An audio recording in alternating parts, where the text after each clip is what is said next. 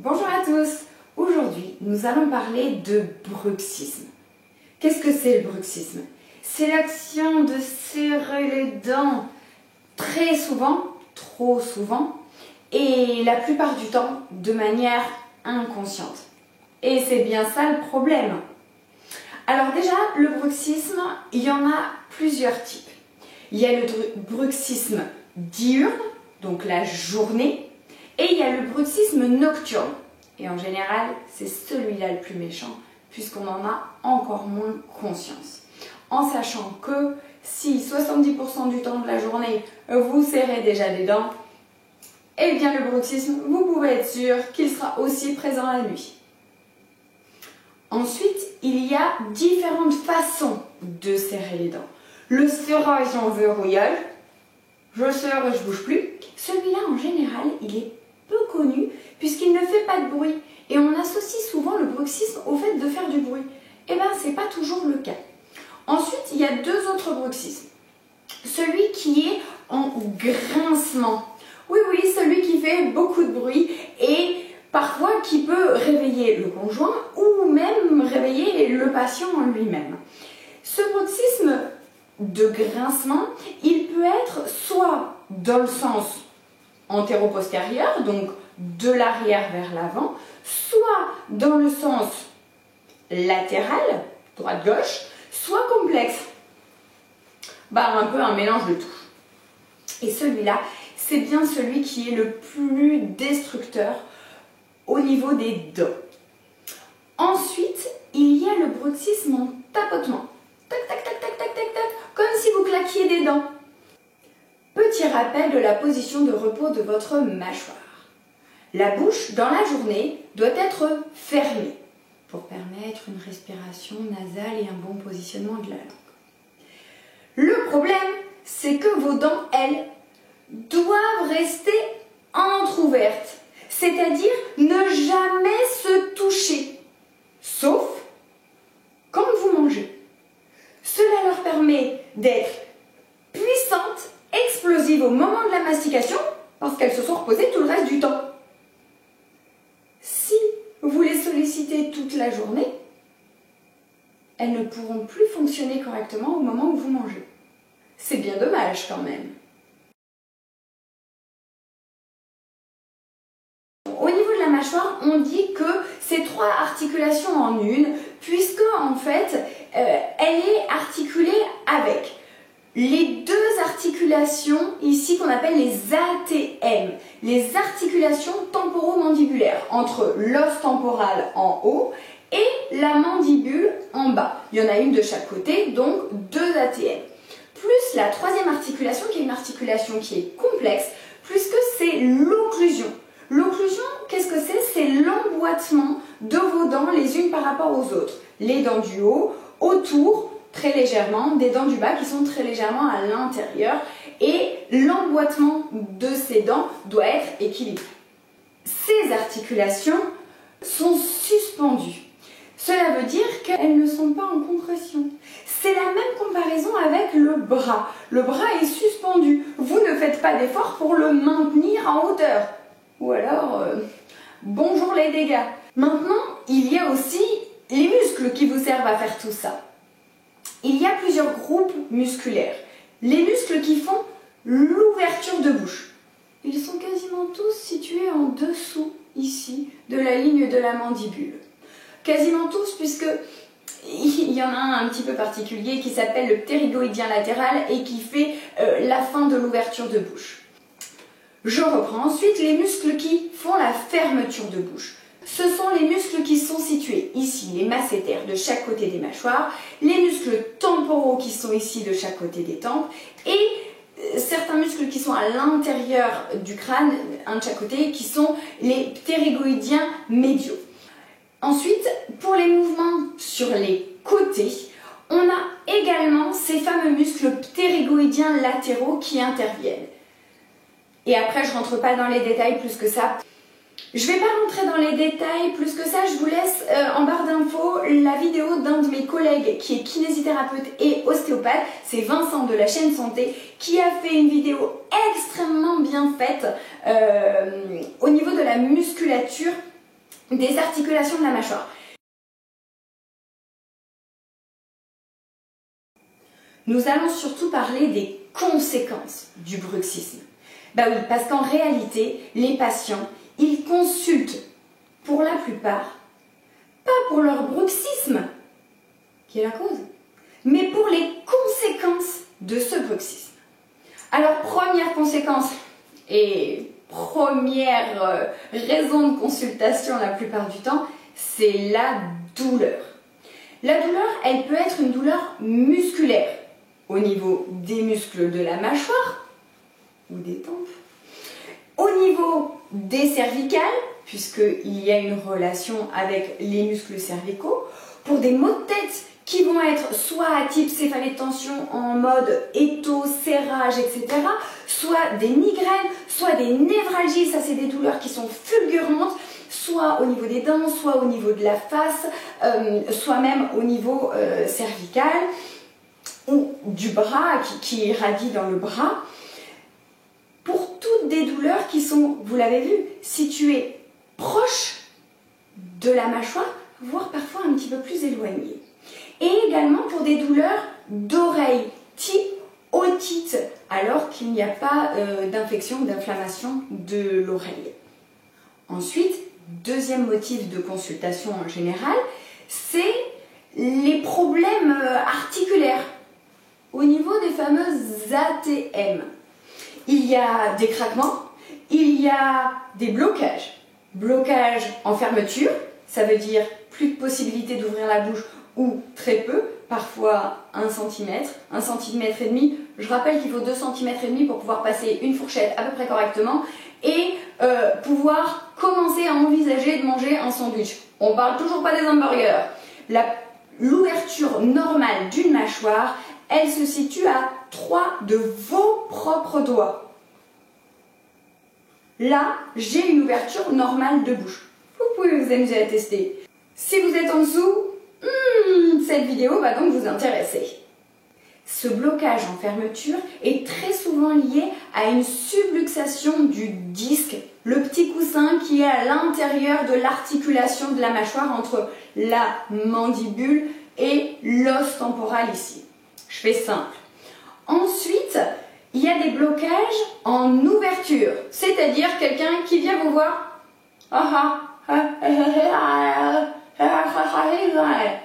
Et là, effectivement, c'est très compliqué. Là, c'est une luxation vraie. Vous pouvez vous en sortir parfois seul.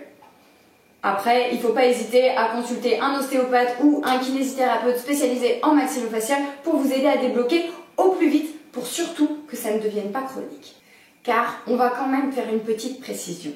Si un craquement est apparu dans votre mâchoire, souvent lors d'une ouverture de bouche un peu trop rapide, un peu trop forte, ce craquement, s'il est une fois épisodique, tout va bien. S'il commence à devenir chronique, c'est-à-dire régulier, tout le temps, à chaque fois que vous mangez, à chaque fois que vous ouvrez la bouche, à chaque fois que vous bâillez, là, il ne sera plus réductible. Ça veut dire qu'on ne pourra pas l'enlever complètement et définitivement. Tout simplement pourquoi? Parce que ce fameux petit coussin, il est relié à un ligament. Et ce ligament, s'il a été étiré, il ne reprendra plus sa taille initiale. Il restera un peu étiré. Vous allez me dire, mais alors du coup on ne peut rien faire? Bien sûr que si. On va vous redonner de l'amplitude dans votre articulation pour vous permettre que le craquement soit le moins gênant possible, surtout jamais douloureux, et le moins fort et le moins présent possible. Maintenant, troisième conséquence, ce sont les troubles du sommeil. Il y a un lien indéniable entre le bruxisme et le syndrome d'apnée du sommeil de l'adulte. Ça a été beaucoup étudié et ça a même découlé, il me semble en 2016, l'étude, sur la mise en place de gouttières d'avancée mandibulaire dans les troubles d'apnée du sommeil léger de l'adulte, à la place des, vous savez, grosses machines qui envoient de l'air et qui font trop de bruit que certaines personnes avaient du mal à accepter. Pour les gouttières, on fera une autre vidéo spécifique à ce sujet un petit peu plus tard. Ensuite, motif de consultation du bruxisme chez les dentistes, c'est l'usure dentaire. Bah oui, si vous grincez dans un sens, dans l'autre sens, vous finissez par limer, abîmer vos dents et donc forcément vous allez souffrir de sensibilité dentaire ou le dentiste va vous en parler. Là c'est pareil, le dentiste peut parfois vous proposer des gouttières pour protéger vos dents. Alors il y a gouttières et gouttières, je ferai vraiment une vidéo sur les gouttières pour vous en parler, en sachant que dans tous les cas, une gouttière n'est qu'une béquille à un moment donné. Ce n'est pas la solution définitive au bruxisme. Enfin, dernier point, ce sont les troubles posturaux et alimentaires. Posturaux tout simplement parce que le corps est fait de chaînes musculaires toutes reliées entre elles, donc vous vous doutez bien que si il y a des tensions musculaires trop importantes sur la partie haute du corps, cela va forcément découler par des tensions musculaires qui progressivement vont aussi apparaître sur la suite des étages. Et puis alimentaire puisque le système digestif va réguler l'acidité de notre corps.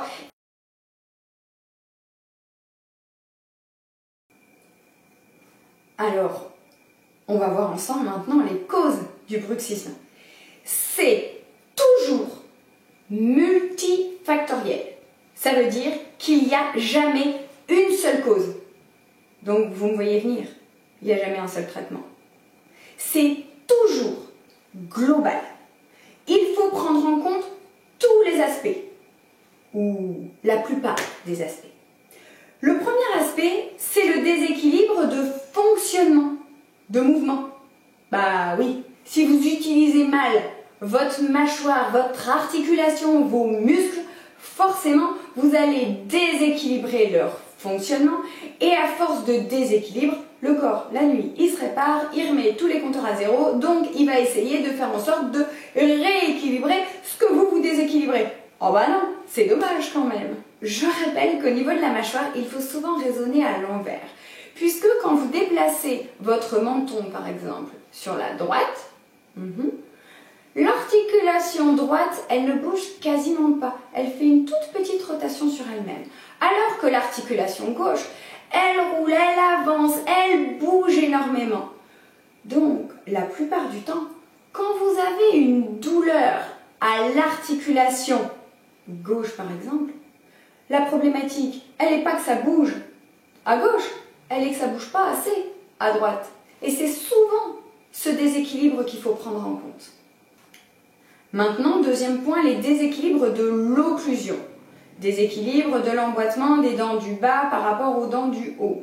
Si il vous manque des dents, et ça arrive très souvent, notamment dans les parties du fond, bah, ça ne se voit pas, on ne les remplace pas parce que des dents, oui, c'est cher, oui, c'est douloureux, oui, ça prend du temps. Donc on ne les remplace pas. Le problème, c'est que le corps, il cherche toujours un équilibre. S'il y a une dent en haut et qu'il n'y en a pas en bas, voire plusieurs dents, forcément, il va chercher à retrouver ce contact qui lui manque. Et il va donc créer un verrouillage pour essayer de réduire l'espace et donc de retrouver le contact des dents avec la gencive. C'est impossible, on est d'accord. Le corps va juste essayer de chercher ça. Ce qui n'est pas du tout la logique, il faut redonner de la hauteur, redonner de l'espace.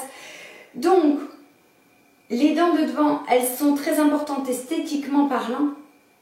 Les dents du fond, elles sont fondamentales pour l'équilibre de votre mâchoire, de votre corps et de votre fonctionnement.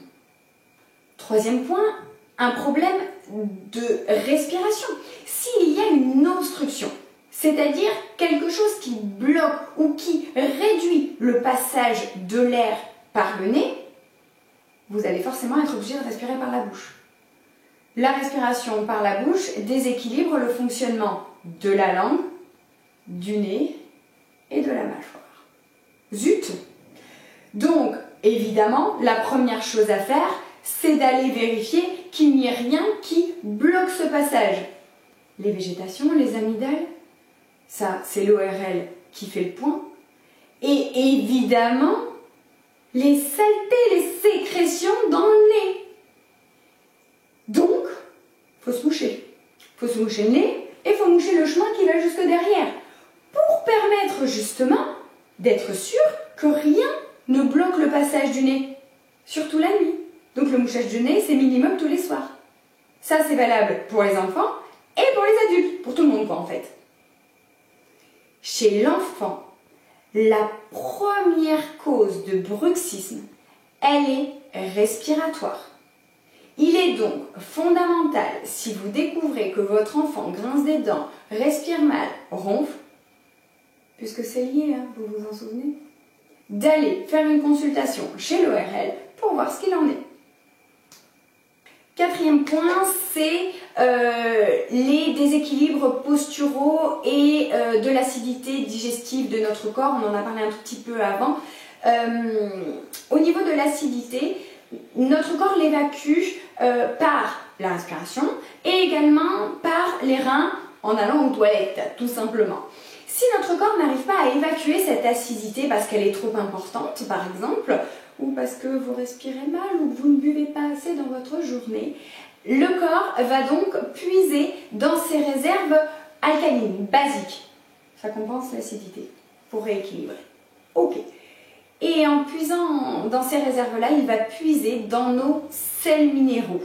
Donc, notamment dans notre calcium, dans nos os, et dans notre magnésium qui contribue à réduire la fatigue. Si vous êtes plus fatigué, vous allez être plus tendu. Si vous êtes plus tendu, vous allez plus contracter. Donc, une petite cure de magnésium, ça ne vous fera pas de mal non plus. Hein. Vous pouvez effectivement faire vérifier chez votre médecin traitant votre taux d'abord. Et enfin, cinquième et dernier point, et ce point est à prendre en compte vraiment de manière importante, c'est le stress émotionnel et environnemental. Ce n'est pas forcément la seule cause, c'est multifactoriel. Par contre, ce qui est sûr, c'est que c'est un amplificateur très puissant. Je vais vous lire ce que Jacques Martel, dans son grand dictionnaire des malaises et des maladies, associe au bruxisme au niveau justement émotionnel. Il nous dit que c'est une tension interne entre la tête et le cœur. Elle est liée à une colère inconsciente ou une agressivité refoulée, ou à l'expression physique d'une tristesse, ou encore à la peur de s'ouvrir et de prendre une décision. Chez les enfants, elle peut être liée au jeu de pouvoir et à la relation de l'autorité. Tout ça, c'est des émotions. Et ces émotions vont activer notre système nerveux sympathico-tonique en créant une hypertonie musculaire. Au niveau du traitement, comme les causes sont multifactorielles, la prise en charge doit toujours être pluridisciplinaire. Plusieurs professionnels de santé. Les 3 professionnels qui sont indispensables et indissociables, ça va être l'ostéopathe pour le côté mécanique, le dentiste pour le côté occlusal et le kinésithérapeute spécialisé en maxillofacial ou orthophoniste pour rééquilibrer le fonctionnement musculaire et articulaire. Et cela doit être complété par une prise en charge des professionnels spécialisés dans la gestion du stress.